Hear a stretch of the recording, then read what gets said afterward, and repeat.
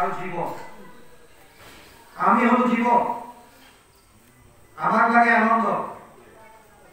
পাপ বোৰ দুটাই জায়গা আছে এফালে ভগৱান এফালে তেওঁৰ মায়া ধন টকা পইচাৰ পৰা বুলি ব্ৰহ্ম ল'ব লাগে এতিয়া আনন্দটো আছে ক'ত মায়াৰ বিষয়ে চতুশ্লোকী ভাগৱতত কৈছে চাৰিটা শ্লোকত যি ভাগৱত দিছিল প্ৰভু নাৰায়ণে ব্ৰহ্মাক চাৰিটা শ্লোকত মাত্ৰ ভাগৱত দিছিল তাৰ দ্বিতীয় শ্লোকটোত কৈছে মায়াৰ বিষয়ে ঋতেৰ ঠেয়ম প্ৰতিয়তমা প্ৰতিয়ত চাত্মানি তদ বিদ্যাম আত্মন মায়া যথা ভাসো যথাতম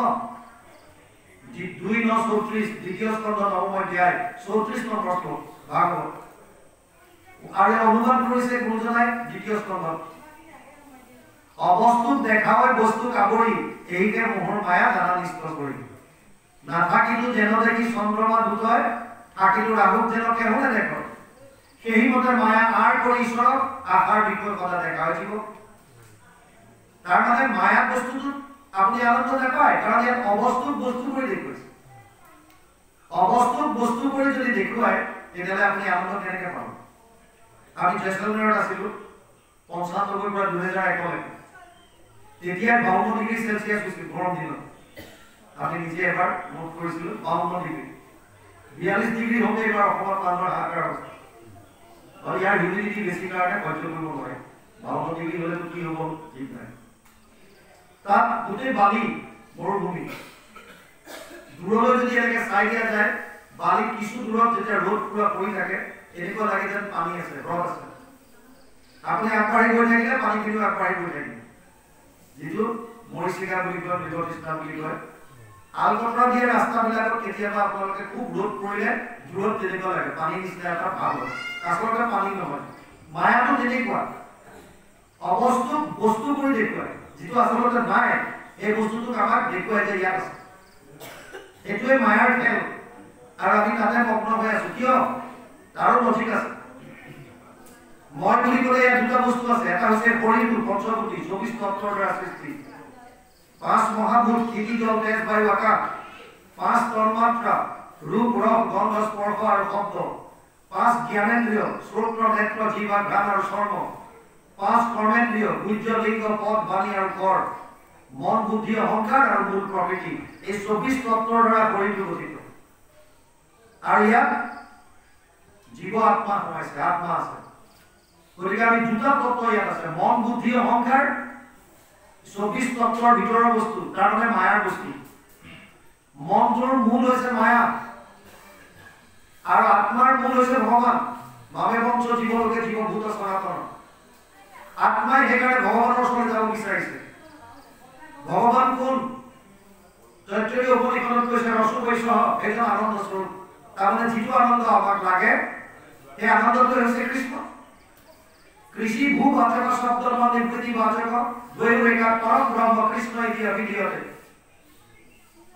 উদ্যোগ পৰম লিখিছে মহাভাৰতৰ ক্ৰীম হেন শব্দ এইটো পৃথিৱী বাচক বৈলাম আনন্দ প্ৰৱৰ্তয় দুইৰো এক পদমিনী পৰম ব্ৰহ্ম ৰূপ কৃষ্ণ নাম আনন্দ মাত্ৰ হয় কৃষ্ণ শব্দৰ অৰ্থ দিছে আনন্দ সেইকাৰণে কৃষ্ণ সচ্চিদানন্দ চিদানন্দ সদানন্দ সহজানন্দ হৃদয়ানন্দ পৰমানন্দ বিভিন্ন নন্দ আনন্দ ভৰাই দিছে তাৰ মানে তেওঁ আনন্দ স্বৰূপ আৰু আমি তেওঁৰ অংশ সেইকাৰণে তেওঁৰ ওচৰলৈ যাব বিচাৰি আছো সেইকাৰণে আমাক আনন্দ লাগে কিন্তু মন বুদ্ধি হৈছে মায়াৰ বস্তু সেইকাৰণে মনটোৱে মায়াৰ মাজলৈ নিব বিচাৰি আছে আমাক ধন টকা পইচাৰ কাৰণে কিয় আমি ইমান আসক্ত মনটোৱে টানি আছে এইফালে আত্মাই কৈছে মোক ভগৱানৰ বস্তু দিয়া ভগৱানৰ বস্তু মোক দিয়া শ্ৰৱণ কীৰ্তন মোক দিয়া আত্মাৰ খোৰাকি হৈছে শ্ৰৱণ কীৰ্তন প্ৰভু ভগৱন্তৰ লীলা আৰু মন বুদ্ধি হৈছে মায়াৰ বস্তু এইখন যুদ্ধ ভিতৰত লাগি আছে সেইকাৰণে এইখন যুদ্ধ বিভিন্ন কাহিনীকাৰে ক'ৰবাত কৌৰৱ পাণ্ডৱৰ যুদ্ধ দেখুৱালে ক'ৰবাত অসুৰ আৰু দেৱতাৰ যুদ্ধ দেখুৱাইছে ক'ৰবাত ৰাম ৰাৱণৰ যুদ্ধ দেখুৱাইছে ক'ৰবাত ভাল বেয়া দেখুৱাইছে ক'ৰবাত ধৰ্ম ধৰ্মৰ বিভিন্ন যুদ্ধ তাৰমানে আল্টিমেটলি এই দুটা বস্তু লাগি আছে আত্মাটোৱে পৰমাত্মাৰ ওচৰলৈ যাব বিচাৰিছে মানে পৰম আনন্দৰ ওচৰলৈ যাব বিচাৰিছে আনন্দটো ক'ত পাম এই তিনিটা তত্ত্ব জীৱ ভগৱান মায়া মায়াটো অবস্তুক বস্তু কৰি দেখুৱাইছে ইয়াত আনন্দ নাই গতিকে আছে ভগৱানৰ ওচৰলৈ কেনেকে যাম এতিয়া তিনটা মার্গ দিলে এই আনন্দ পাবার কারণে তিনটা মার্গ আছে কর্মকাণ্ড জ্ঞান কাণ্ড আর ভক্তি কর্মকাণ্ড আর জ্ঞান কাণ্ড অতি রিস্কি কর্মকাণ্ড শীঘ্র যদি হয়ে যায় তেতিয়াহ'লে বিপৰ্যয় ঘটে জ্ঞান মাৰ্গত আহিবৰ কাৰণে অতি কষ্ট আৰু তাৰ পাছতো ইমান কষ্ট কৰাৰ পাছতো আপুনি ফল পাবনে নাই তাৰ কোনো গ্যাৰান্টি নাই ফল পোৱাৰ পাছতো জ্ঞানৰ দ্বাৰা মানুহ শান্তিত থাকিব পৰা নাই উগুল থুগুল চিত্ত হৈ আছে সেই কাৰণে ভগৱানে কৈছে সহজ সৰল মাৰ্গ এটাই আছে এইটো হৈছে ভক্তি মাৰ্গ ভক্তি মানে কি এতিয়া নাৰদে কৈছে ভক্তিৰ আসল তত্ত্বটো ভক্তি প্ৰেম স্বৰূপ ভক্তি মানে প্ৰেম ভক্তি মানে ভাল পোৱা আপোনাৰ যাৰ প্ৰতি ভাল পোৱা আছে সেইটো ভক্তি মই মোৰ মাক ভাল পাওঁ মাতৃ ভক্তি মই দেউতাক ভাল পাওঁ পিতৃ ভক্তি মই দেশখনক ভাল পাওঁ দেশ ভক্তি তেনেকৈ মই ভগৱানক ভাল পাওঁ ভগৱত ভক্তি আপুনি ভাল পাব লাগিব যাক আপোনালোকে ভাল পায় দিনটোৰ আপোনালোকক নোকোৱাকৈ 24 ঘণ্টাত বেছিভাগ সময় সেইজনৰ কথা আপোনালোকৰ মনলৈ আহি থাকে যাক আপুনি ভাল পায় আপনার গোলাম হব পারে আপনার সন্তান আপনার স্বামী হব পারে আপনার পত্নী হব পারে আপনার মোবাইল হব পারে আপনার গাড়ি হব পারে আপনার ঘর হব পারে ধন টকা পয়সা সম্পত্তি যিকোনো বস্তু বা ব্যক্তি যার প্রতি আপনার ভাল পোৱা আছে যাক আপনি অত্যন্ত ভাল পায় যার প্রতি আপনি আসক্ত 24 ঘণ্টাত বেশিরভাগ সময় সেইটো বস্তু বা ব্যক্তির কথা আপনার মন মগজু খারাপ করে আছে তেনেস্থলত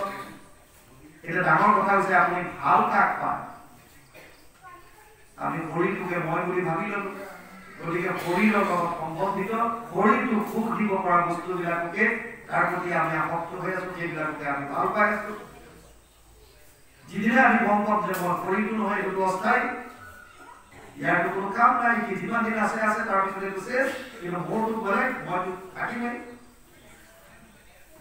এই তত্ত্বটো যেতিয়া বুজি ল'ব তেতিয়া আপোনালোক সকলো আমি আসল আনন্দৰ খোজন পাম আৰু আসল আনন্দটো কেৱল কৃষ্ণ আছে এজন ভগতে কৈছিলে পৃথিৱীত এনেকুৱা কোনো মানুহ নাই যিজন কৃষ্ণ ভক্ত নহয় তেওঁ নিজৰ অধিক ঠিক দিছে কৈছে কৃষ্ণ মানে কি কৃষ্ণ মানে আনন্দ তেতিয়া মোক কোৱা যায় আনন্দ কোনে নিবিচাৰে যিকোনো সম্প্ৰদায়ৰ হওক লাগিলে মুছলমান হওক লাগিলে শিখ হওক লাগিলে ইছাই হওক যিকোনো সম্প্ৰদায়ৰ তেওঁ আনন্দ বিচাৰে নে নাই বোলে বিচাৰে তেতিয়া আনন্দ মানে কি মানে কৃষ্ণ কৃষ্ণ শব্দৰ অৰ্থ হৈছে আনন্দ গতিকে আনন্দ নিবিচৰা কোন আছে আনন্দ যদি বিচাৰিছো তেতিয়াহ'লে কৃষ্ণক পাম তাকে এতিয়া আমি কেনেকৈ তেওঁৰ ওচৰলৈ যাম ইয়াত ক'লে ভক্তি মাৰ্গৰ দ্বাৰা কি কৰিবলৈ ক'লে কাম্য কৰ্ম যত মিছা হেন জানি তাক বাঞ্ছা নকৰ কাম্য কৰ্ম কোনবিলাক যিবিলাক শৰীৰটোক আৰাম দিবৰ কাৰণে কামনা বাসনা কৰি থাকে কোনোবাই খাই ভাল পায় কামনা কোনোবাই ৰাতিপুৱা দেৰিলৈকে শুই ভাল পায় কাম্য কৰ্ম কৰ্তব্য কাম্য নিষিদ্ধ তিন ধৰ্ম কৰ্ম ভাগ কৰিছে কৰ্ম বিভিন্ন ভাগ আছে ইয়াৰ লগত সম্বন্ধ থকা তিনটাই কৰ্তব্য কৰ্ম কাম্য কৰ্ম নিষিদ্ধ কৰ্ম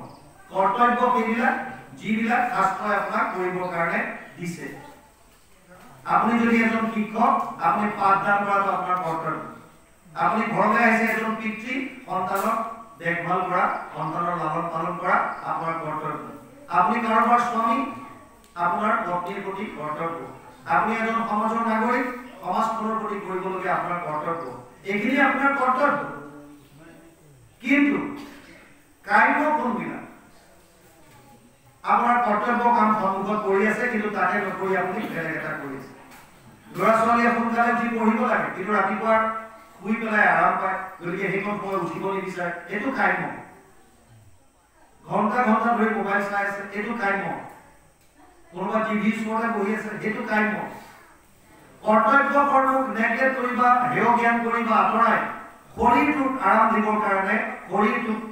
ভোগ কৰিবৰ কাৰণে ভোগ দিবৰ কাৰণে যিখিনি কৰ্ম আমি কৰোঁ এইখিনি কাম্য কৰ্ম বুলি কৈছে কিয় কৰোঁ কাম্য কৰ্মবিলাক